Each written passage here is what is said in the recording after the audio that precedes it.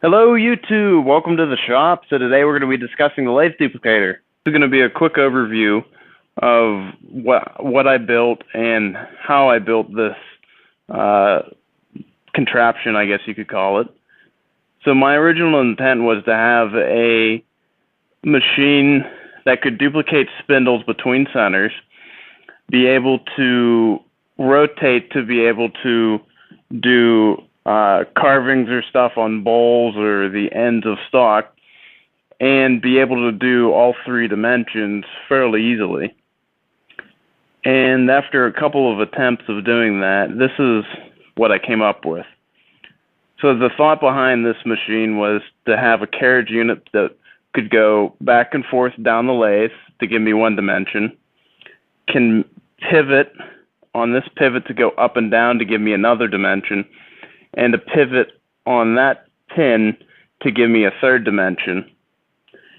And that'll allow all sorts of applications to be able to use this thing. But it really never worked.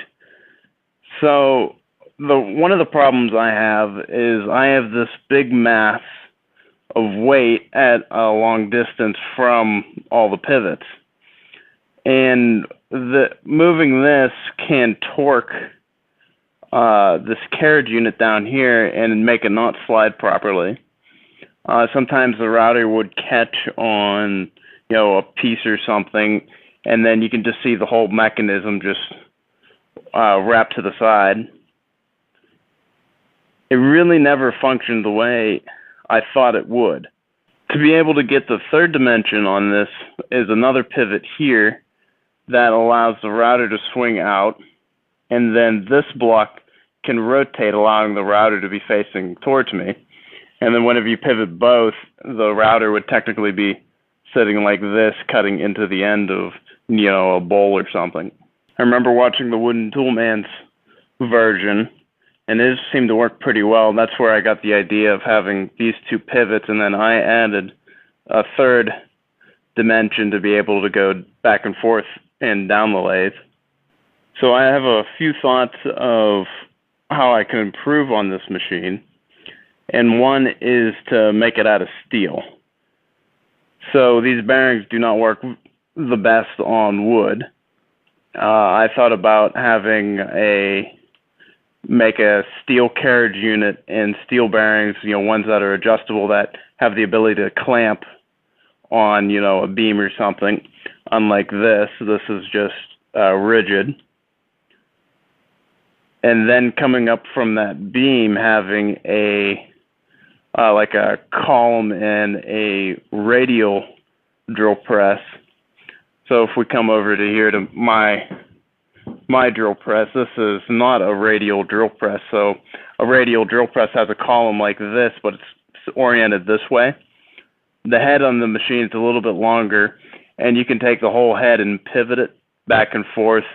So instead of moving the table, you actually move the whole chuck in, a circle or back and forth. So I thought about taking a drill press like that, mounting it on a column, and then mounting it on a sliding unit. That way I could get my forward and backward dimension, and then up and down could be handled through the quill travel. Those style of drill presses are fairly expensive. I have a upcoming project to do 40 spindles for a railing, and what I'm thinking in the meantime is having like an angle grinder with a wheel just sit on the bed, follow a template to be able to get my dimensions. It's going to be a little bit of a pain to do 40 of those efficiently. Well, guys, if you have any tips or comments, I'd like to hear from you guys and see what you guys think. I feel like this machine has some potential, but not in its current state.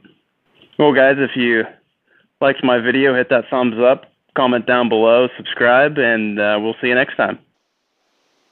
Thanks for watching.